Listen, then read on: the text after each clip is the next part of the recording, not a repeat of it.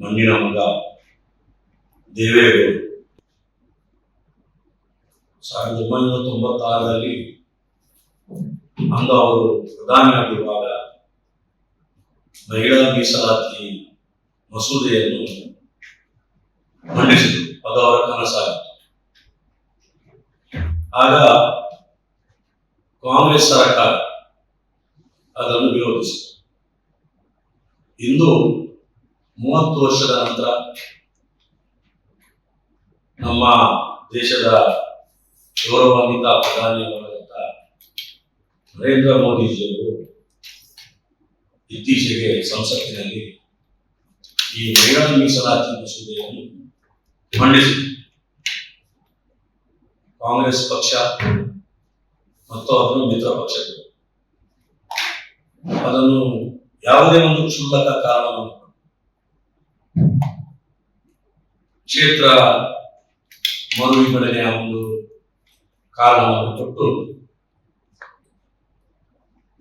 ಅದನ್ನು ಮತ ಚಲಾಯಿಸದೆ ಅವರು ವಿರೋಧಿಸಿದ್ದು ಸೋಲಿಸಿದರು. ಎಲ್ಲ ಕಡೆ ಚರ್ಚೆಗೆ ಗ್ರಾಸ ಆಗ್ತಾ ಇದೆ. ಅಷ್ಟು ಮಾತ್ರ ಅಲ್ಲ, ದೇಶದೆಲ್ಲೆಡೆ ನಾವೇನು ಮಹಾನ್ ಸಾಧನೆಯನ್ನು ಮಾಡಿದ್ದೇವೆ ಎಂಬ ರೀತಿಯಲ್ಲಿ ವಿಜೃಂಭಿಸ್ತಾರೆ. ಇದು ಅವರ ಮನೋಸ್ಥಿತಿಯನ್ನು ನಮಗೆ ತಿಳಿಸುತ್ತದೆ. ಜನರಿಗೆ, ಇಡೀ ದೇಶದ ಜನರಿಗೆ ಇದು ಗೊತ್ತಾಗಿದೆ. ಮಹಿಳೆಯರ ಬಗ್ಗೆ ಅವರಿಗೆ ಎಷ್ಟು ಕಾಳಜಿ ಇದೆ, ಎಷ್ಟು ಗೌರವ ಇದೆ ಎಂಬುದರಲ್ಲಿ ಗೊತ್ತಿದೆ.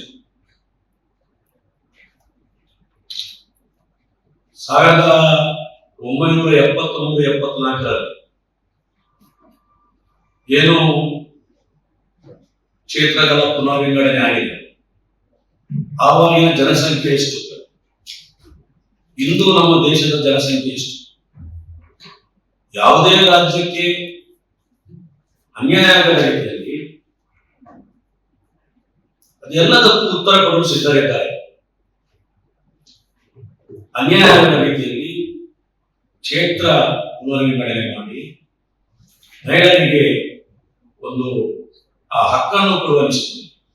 ಸರಿಸುಮಾರು 50% ಮಹಿಳೆಯರು ಈ ದೇಶದಲ್ಲಿದ್ದಾರೆ.